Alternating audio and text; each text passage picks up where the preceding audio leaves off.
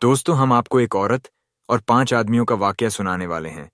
जब 5 मर्दों ने एक औरत के साथ गलत काम करना चाहा, तो उनके साथ क्या हुआ? ये कहानी है 5 मर्द और सुनार की बीवी की। आइए सुनते हैं। लेकिन उससे पहले अगर आपने इस वीडियो को लाइक नहीं किया है, तो लाइक करना ना भूलें दोस्तों। पुराने ज़माने का ज़िक्र है। किसी शहर में एक सुनार रहता था अपने फ़न में। उस्ताद और इंतहा कामिल था। इंतहा ज़हीन और अक्ल का तेज़ था। वह हर रोज कोई ना कोई ऐसी उम्दा और अजीबोगरीब चीज अपने पेशे के मुताबिक बनाता था कि जिसको बेचने के बाद उसे बेशुमार दौलत हाथ आ जाती थी। इसी तरह धीरे धीरे उसके पास उसकी मेहनत का बहुत सा माल जमा हो गया, और जब माल जमा हुआ तो उसने एक नेक जवान और निहायत खूबसूरत औरत के साथ शादी कर ली। उस औरत का नाम सना था। वह अपनी बीवी के साथ मकान में रहने लगा। उसके पड़ोस में एक आदमी रहता था जो बला का होशियार था, लेकिन दिन रात बुरे कामों में पड़ा रहता था। एक दिन ऐसा हुआ कि उसने सुनार की बीवी को देख लिया और उसकी खूबसूरती देखकर उस पर फिदा हो गया, और हर चंद कोशिश करने लगा कि किसी तरह उसकी उस औरत तक रसाई हासिल हो सके। लेकिन उस नेक औरत ने उस बुरे आदमी से अपने आप को दूर रखा और अपनी इज्जत और हुर्मत की हिफाजत की। लेकिन वह आदमी दिन रात इसी कोशिश में लगा रहता था कि किसी तरह उसे अपने काबू में ले आए, मगर उसका बस नहीं चलता था। जब उसने यह अंजाम देखा कि उसके सब मकरो फरेब बेकार गए हैं, तो उसने उस सुनार से अपनी दोस्ती पैदा की और उससे मिलना जुलना शुरू कर दिया, और चंद दिनों में उनकी दोस्ती हो गई। और दोस्ती यहां तक पहुंच गई कि दोनों एक दूसरे को अपने राज तक बता देते थे। एक रोज सुनार ने अपने उस दोस्त यानी अपने चालाक पड़ोसी से कहा, दोस्त, मुझे लगता है कि मेरी नज़र में बहुत फर्क आ गया है। मुझे यह डर है कि चंद रोज के बाद मेरी नज़र बिल्कुल जाती रहे। मेरी औरत जवान है, और मेरे अलावा इस घर में कोई दूसरा आदमी नहीं है, कोई मर्द नहीं, और ना ही मेरा बाप है जो मेरी दौलत को संभाल सके और हिफाजत से रख सके। मैं चाहता हूं कि इसका कुछ पहले से ऐसा इंतजाम कर दूं कि मेरी दौलत भी हिफाजत में रहे और मेरे बुढ़ापे के लिए मेरे काम आए। चालाक दोस्त ने कहा, तुमने बहुत अक्ल की बात की है। बिल्कुल, तुम्हें इसकी हिफाजत का कोई बंदोबस्त करना चाहिए। सुनार ने कहा, मेरे पास 5,000 दीनार नकद मौजूद है, और मेरे दोस्त, मुझे तो इस दुनिया में तुमसे ज्यादा भरोसेमंद कोई दोस्त नजर नहीं आता, और तुम्हारे ऊपर मुझको पूरा पूरा एतबार है। अगर तुम मेरी यह दरखास्त मंजूर करो तो बहुत मेहरबानी होगी कि मेरी सारी दौलत तुम अपने पास रख लो। तुम्हारे पास दौलत रखकर मुझे एक और आराम यह रहेगा कि तुम मेरे नजदीक रहते हो, मेरे पड़ोसी हो। मुझे जिस वक्त भी दौलत की जरूरत होगी, मैं उसी वक्त फौरन तुम्हारे पास हाजिर हो जाऊंगा और तुमसे वो ले लूंगा। दूसरे चालाक पड़ोसी ने कहा, मैं तुम्हारी इस मेहरबानी का शुक्रिया अदा करता हूं कि तुमने मुझे इतना भरोसेमंद समझा, मुझ पर इतना भरोसा किया। आखिरकार सुनार ने 5,000 दीनार उसके हवाले कर दिए, और किसी तीसरे आदमी को इस बात की भनक तक ना पड़ी। थोड़ा वक्त गुजरा और सुनार की आंखों की रोशनी जाती रही और वह अंधा हो गया। अब घर में पैसा खत्म हो गया और परेशानी होने लगी। तो एक रोज उसने अपनी बीवी से कहा कि मेरे पास तो जमा पूंजी खत्म हो गई है, अब खर्च के लिए कुछ रकम की जरूरत है। तुम मेरे पड़ोसी दोस्त के पास जाओ और उसे मेरा सलाम देना, और कहना कि जो रकम मैंने तुम्हारे पास अमानत रखवाई है उसमें से 500 दीनार मुझे दे दें, जिनकी मुझे इस वक्त बहुत जरूरत है। सना अपने शौहर के कहने के मुताबिक अपने उस चालाक पड़ोसी के मकान पर पहुंची और उसको अपने शौहर का पैगाम दिया। तो उस चालाक आदमी ने उस औरत की बड़ी खातिरदारी की और उसे बिठाया और कहा, 500 दीनार की क्या हकीकत है, मैं तो तुम्हारे ऊपर अपनी जान तक निसार कर दूंगा। तुमसे ज्यादा हसीनो जमील औरत इस दुनिया में मैंने नहीं देखी। ए औरत, मैं काफी वक्त से तुम्हें चाहता हूं और दिल और जान से तुम पर मरता हूं, लेकिन तुमने तो कभी नजर भरकर मुझे नहीं देखा, मेरे पास बैठना तक गवारा नहीं किया। तुम्हारे दिल में मेरे हवाले से इतनी सख्ती है, कभी तो हम पर भी नजर डालो। तुम्हारा शौहर बीमार है और वह तुम्हारे काबिल नहीं है। यह सुनकर सुनार की नेक बीवी को गुस्सा आ गया। वह एकदम गुस्से में उठकर खड़ी हो गई और कहा, तुम अजीब नालायक और बेहया मर्द हो। बेहुदा इंसान, तुमको शर्म नहीं आती कि पराई औरत पर बुरी निगाह डालते हो और ऐसी बेकार की बातें करते हो। मालूम होता है कि तुम्हें खुदा का खौफ बिल्कुल नहीं है। यह कहकर और अपने दिल में नदामत ज़दा होकर अपने घर वापस लौट आई और शौहर से बयान किया कि उसका दोस्त इस बात से इनकार करता है कि तुमने उसके पास 5,000 दीनार रखवाए थे। सुनार बेचारा आंखों से अंधा था और बीमारी से निहायत कमजोर हो रहा था। बदन में ताकत नहीं थी। इतनी हिम्मत नहीं रखता था कि खुद उठकर उस दोस्त के पास जाए। बीवी से कहने लगा, तो मेरा दोस्त यह कहता है। अच्छा सुनो, शहर का हाकिम भी मेरा दोस्त है। तुम उसके पास जाओ और इस चालाक पड़ोसी का सारा हाल बयान करो। मुझे यकीन है कि इस मामले में हमारी वो मदद करेगा और हमारे दीनार इस चालाक आदमी से हमें वापस दिलवाए।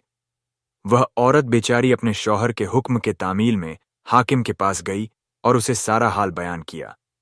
हाकिम ने भी जब इतनी खूबसूरत औरत देखी तो फौरन ही उस पर लट्टू हो गया और उसको जाहिरी लफ्जों से बहुत तसल्ली दी और कहा, मैं सब काम छोड़कर अभी तुम्हारे पैसे के हुसूल की तदबीर करता हूं और जल्दी ही तुम्हारी कौड़ी कौड़ी उस बदकिरदार आदमी से तुम्हें एक लम्हे में वसूल करवा दूंगा।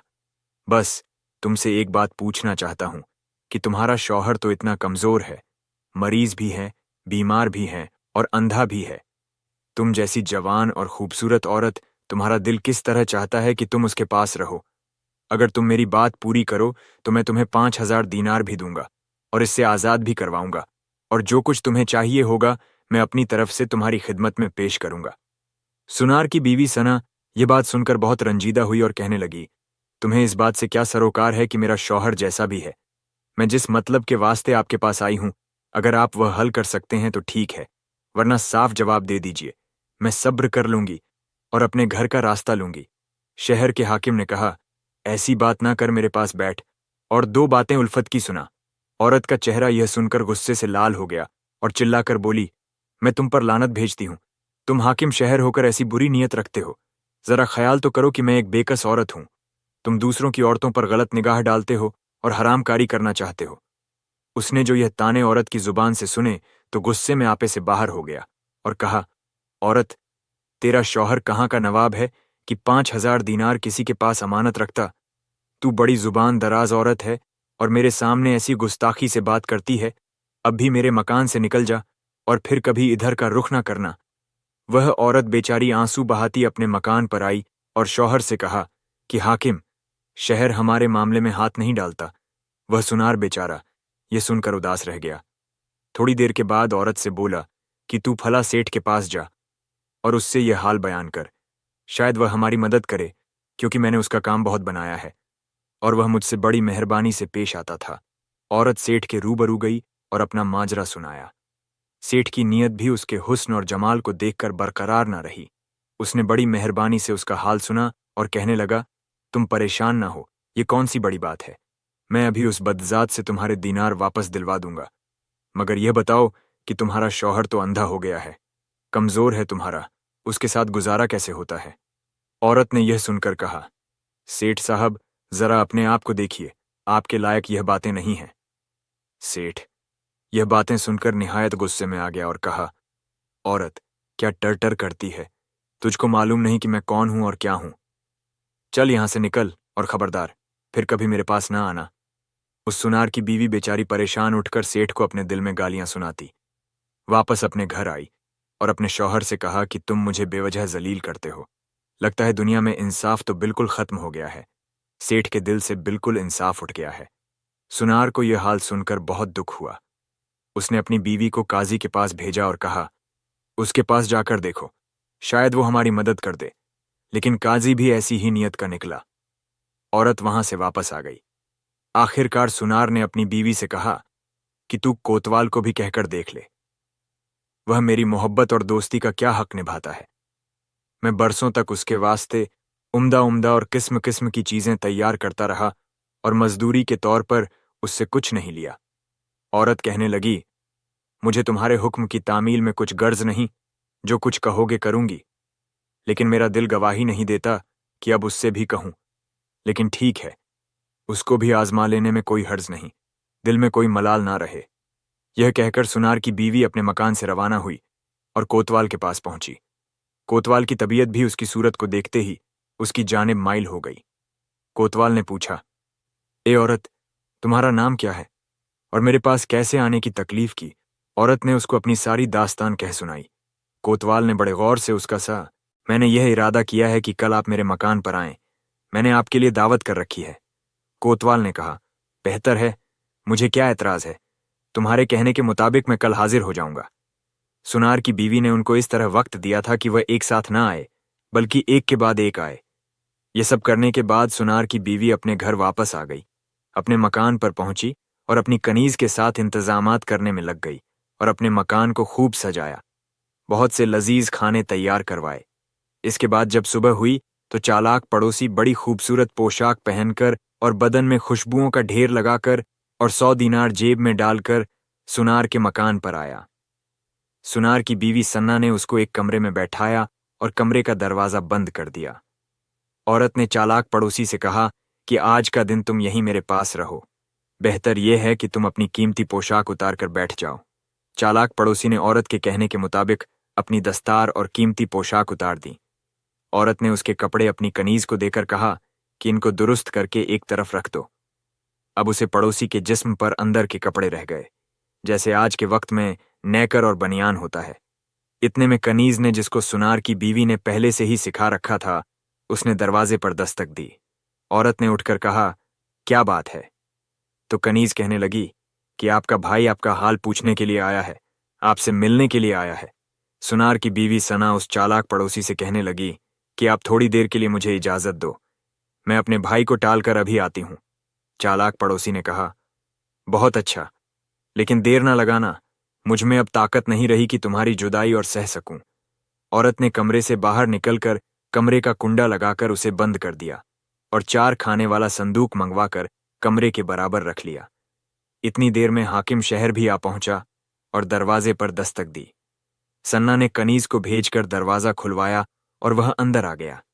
इसके बाद सन्ना ने उसके वास्ते भी खाना मंगवाया और खाने से फारिग होने के बाद कहा कि आज आपको दिन भर मेरे मकान पर रहना है। तकल्लुफ दूर कीजिए और अपना खूबसूरत लिबास उतारकर आराम से बैठ जाइए। और फिर उसने उसके कपड़े उतरवा कर एक कनीज के हवाले कर दिए। हाकिम शहर भी अब नेकर बनियान में रह गया। ये दोनों अब भी बात कर ही रहे थे कि इतनी देर में सेठ साहब ने दरवाजा खटखटाया। यहां पर आपको बता दें कि सेठ बादशाह का करीबी आदमी था। जब उसने दरवाजा खटखटाया तो औरत ने कहा, कौन है? सेठ ने कहा, मैं हूं।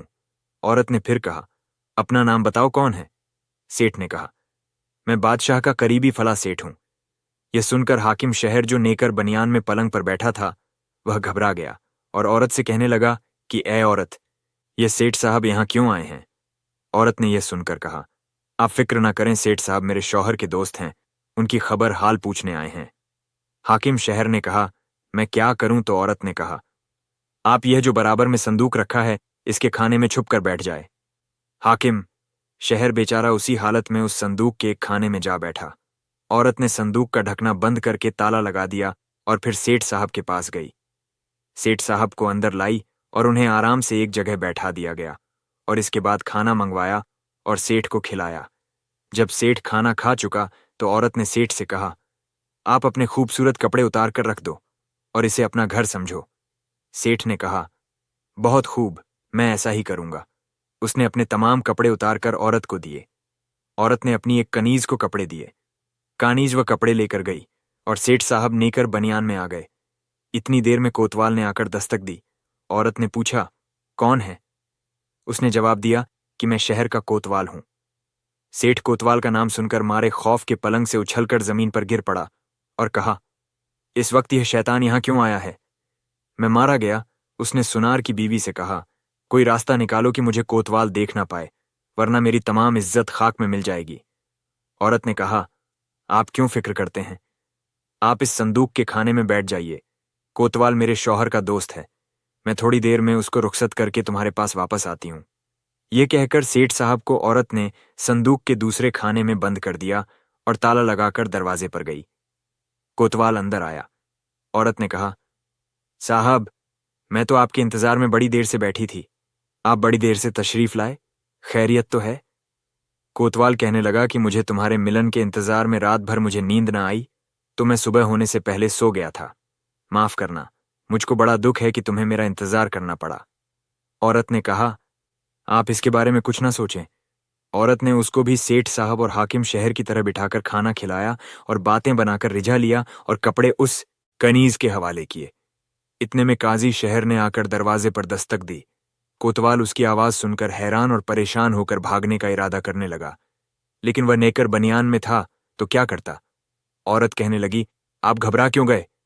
कोतवाल ने कहा, तुमने मुझे दुश्मन के हाथ गिरफ्तार करवा दिया। औरत ने कहा, आपका ख्याल गलत है। दरअसल काजी मेरे शौहर से बहुत मोहब्बत रखता है, उसका दोस्त है। उनकी बीमारी का हाल सुनकर उसको देखने के वास्ते आया है, और कोई बात नहीं है। कोतवाल ने कहा कि अब मैं क्या करूं और इस बला से कैसे पीछा छुड़ाऊं? तो औरत बोली, कुछ देर के लिए जरा संदूक में छुप जाइए। कोतवाल दौड़कर संदूक के खाने में जा छुपा। औरत ने उस तीसरे खाने को भी ताला लगा दिया और काजी को अपने मकान में ले आई। सबकी तरह औरत ने उसको भी खाना खिलाया और पलंग पर ले जाकर बैठा दिया। वह पलंग पर बैठ गया। औरत ने कहा, आपकी बेशकीमती पोशाक कपड़े खराब हो जाएंगे। आप कपड़े उतारकर आराम से बैठिए और लेट जाइए। यह सुनकर काजी ने फौरन अपने कपड़े उतार दिए और नेकर बनियान में आ गया और पलंग पर लेट गया। औरत ने काजी के भी कपड़े कनीज के हवाले किए और उसके कान में कहा कि जैसा मैंने तुझको समझा रखा है, तू जाकर बाहर से दस्तक दे, और जब मैं पूछूंगी कि कौन है तो कहना कि मैं तुम्हारा भाई हूं। बस कनीज को यह हिदायत करके सुनार की बीवी सना काजी के पास आई और उससे बातें करने लगी। इसी दौरान कनीज ने बाहर जाकर दरवाजे पर दस्तक दी, और जब सन्ना ने पूछा कि बाहर कौन है तो जवाब मिला कि मैं तुम्हारा भाई हूं, दरवाजा खोल दो। औरत ने काजी से कहा कि मेरा भाई आया है, मुझे इजाजत दीजिए कि मैं जरा उसे वापस भेज दूं। काजी ने कहा, मैं इस हालत में मकान में कैसे बैठा रहूंगा? औरत ने कहा, अब थोड़ी देर के वास्ते तकलीफ तो होगी ही, मगर मुनासिब होगा कि आप इस संदूक के अंदर जाकर छुप जाएं। थोड़ी देर के लिए बैठे मैं अपने भाई को रुखसत करके आपकी खिदमत में हाजिर हो जाऊंगी। काजी ने कहा, मजबूरी है तो यह तो करना पड़ेगा। इसके बाद वह संदूक के चौथे खाने में जाकर बैठ गया और औरत ने ऊपर से ताला लगा दिया। जब औरत ने उन चारों लोगों को यानी हाकिम शहर सेठ साहब और कोतवाल और काजी को अपनी कैद में ले लिया तो उस मकान से चलकर उस कमरे में गई जहां उसका चालक पड़ोसी बंद था। औरत उसके पास गई और कहने लगी, मुझसे तुम्हारी निस्बत कोई ना कोई कसूर हो जाता है। मैं बहुत शर्मिंदा हूं, माफ करना। मेरा भाई जिस वक्त से आया था मैं हजारों तरकीबें कर चुकी हूं कि किसी तरह उसे वापस रुखसत कर दूं, मगर वह तो जमकर बैठ गया है, हरगिज नहीं टल रहा। अब मैंने उसको बहुत मुश्किल से रुखसत किया है। चालाक पड़ोसी ने कहा, इसमें तुम्हारा क्या कसूर है? यह तो सब अचानक हो गया। तुम इस बात का कुछ ख्याल ना करो, मुझे कुछ तकलीफ नहीं, आराम से यहां बैठो। औरत ने कहा, यहां नहीं बल्कि बाहर। मैंने तुम्हारे लिए एक बिस्तर तैयार किया है, वहां चलते हैं। इसके बाद वह दोनों बाहर आ गए। पलंग बिस्तर देखकर चालाक पड़ोसी ने कहा, तुम कहां तक मुझसे अपनी तारीफ करवाओगी? तुम बहुत अक्लमंद हो, लेकिन मैं बहुत बेताब हूं तुम्हारे लिए। औरत ने कहा, साहब, तुम्हें मैं बहुत जज्बाती ख्वाहिश से लाई हूं। तुमको अपने मतलब की तो खूब सूझ रही है। ये बताओ कि मेरे 5,000 दीनार की भी कुछ फिक्र है तुम्हें या नहीं? अब अपना वादा पूरा कीजिए। चालाक पड़ोसी ने कहा, मैं किस वक्त अपने वादे से मुकर रहा हूं? तुम ये ताना क्यों देती हो?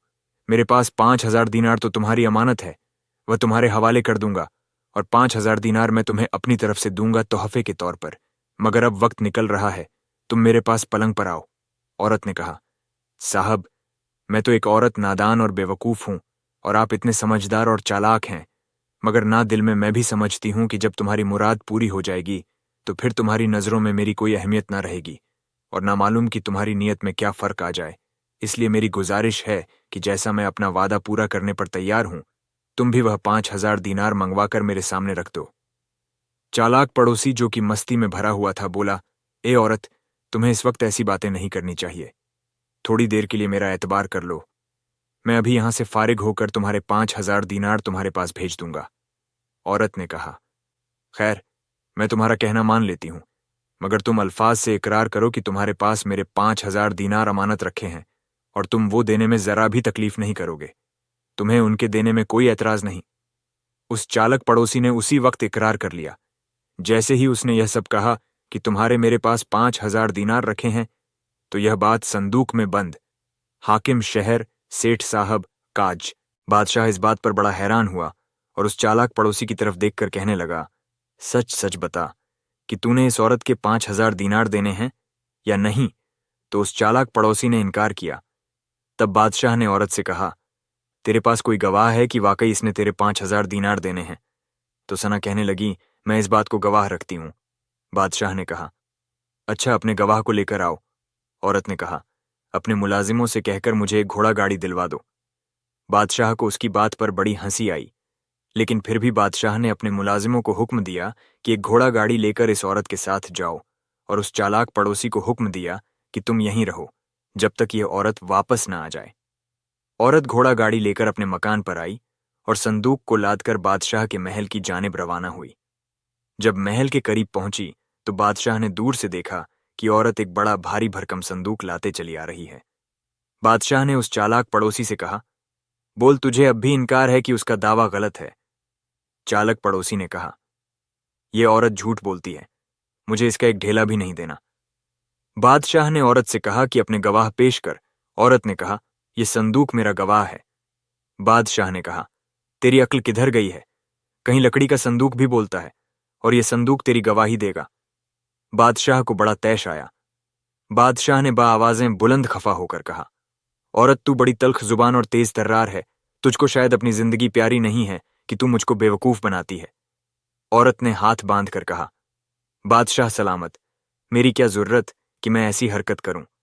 मैं सच कहती हूं कि यह संदूक मेरा गवाह है। बादशाह ने कहा, अब तू और क्या चाहती है? औरत ने कहा, आप जरा हुक्म दें कि थोड़ा सा घास फूस इकट्ठा करके संदूक में आग लगा दी जाए।